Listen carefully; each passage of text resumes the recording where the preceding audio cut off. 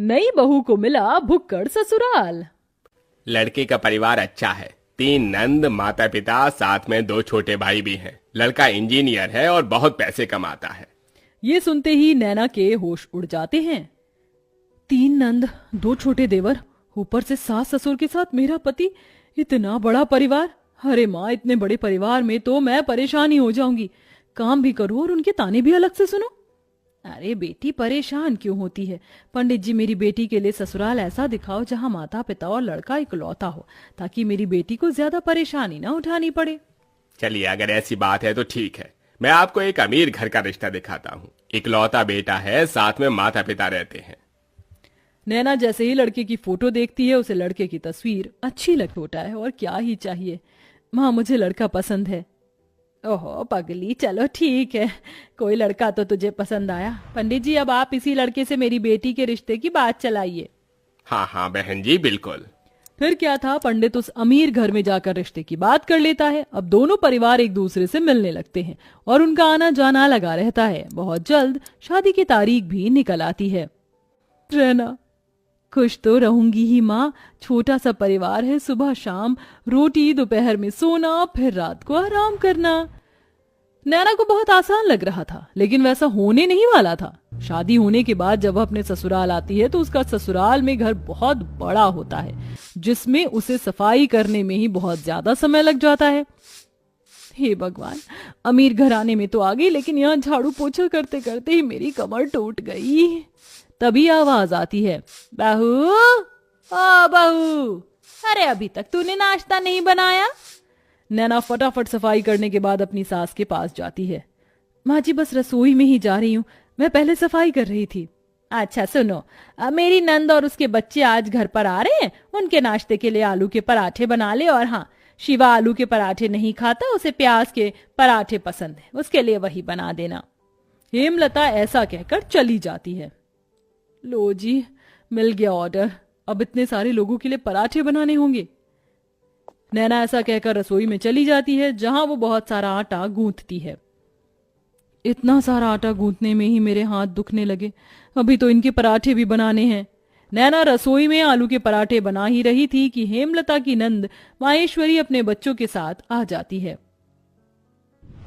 अरे वाह, सही समय पर आई हो नंद जी, गरम गरम पराठे बन रहे हैं। बहू चलो, नाश्ते की टेबल पर ही बैठते हैं, वहीं पर बातें करेंगे। हेमलता पूरे परिवार के साथ नाश्ते की टेबल पर बैठ जाती है, जिसके बाद रसोई से नाश्ते की टेबल का सफर करते हुए नैना बहुत थक जाती है।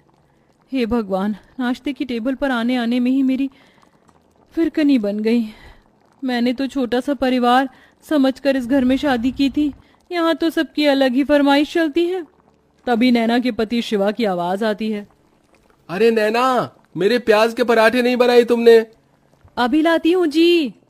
नैना प्याज के पराठे बनाकर अपने पति के लिए नाश्ते की टेबल पर लेकर आती है। ये लीजिए प्याज के पराठे। तभी माहेश्वरी कहती है, बहू के हाथों से पहली बार खाना खा रही हूँ, बहुत स्वादिष्ट है ये पराठे, ये लो तुम्हारा शगुन। इस तरह माहेश्वरी नैना को शगुन देकर जाती है। सब लोग बहुत खुश होते हैं, लेकिन नैना बहुत ज्यादा थक जाती है। सबके सो जाने के बाद वो सबके जूठे बर्तन भी धोने लगती है। आज तो पूरा दिन हो गया, मुझे लेटने का समय ही नहीं मिला। नैना बर्तन धोने के बाद अपने कमरे में जाने ही वाली थी कि तभी उसके ससुर उसे कॉफी बनाने के लिए कह देते हैं। अरे सुनो बहू, जरा 1 कप कॉफी बना देना। अभी बनाकर लाती हूँ पिताजी। नैना दोबारा रसोई में जाती है और कॉफी बनाकर अपने ससुर जी के लिए लेकर आती है। आखिरकार उसे थोड़ी देर के लिए अपनी कमर सीधी करने को मिल जाती है, लेकिन फिर शाम की अलग फरमाइश शुरू हो जाती है। बहू, शाम के खाने में वेज बिरयानी, शाही कोरमा और चावल बना लेना। फिर से कोई आ रहा है क्या माँ जी घर पर? अरे नहीं, ये तो शिवा को बहुत पसंद है, इसीलिए बनवा रही हूँ। ठीक है माँ जी।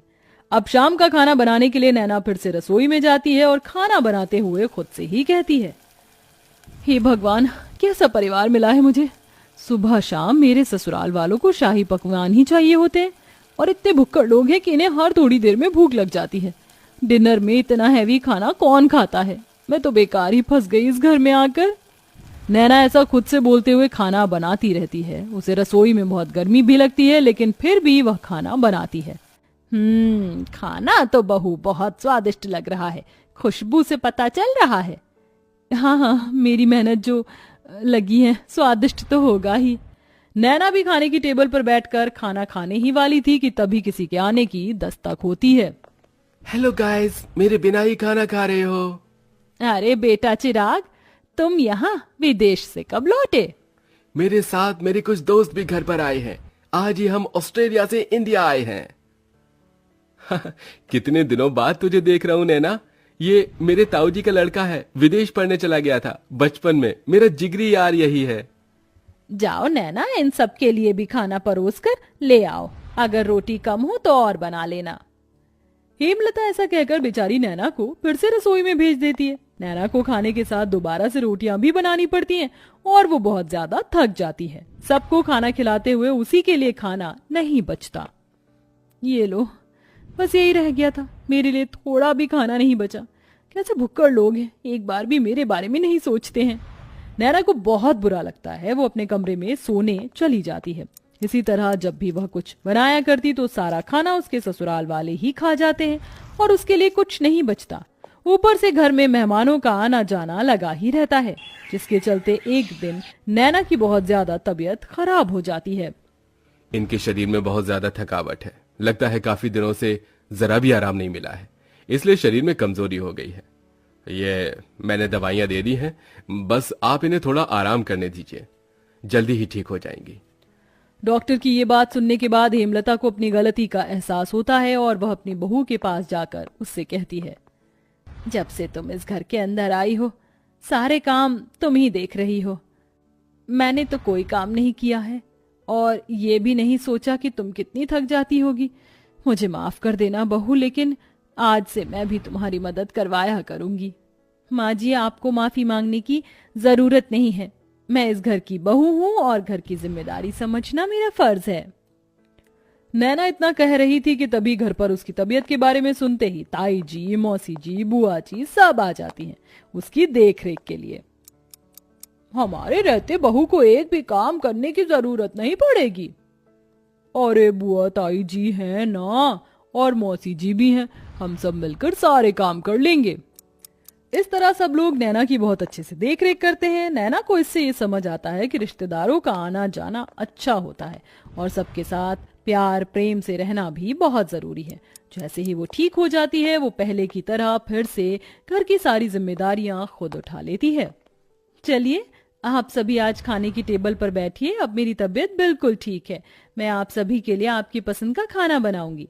नैना ऐसा कहकर रसोई में चली जाती है। पीछे से हेमलता आती है।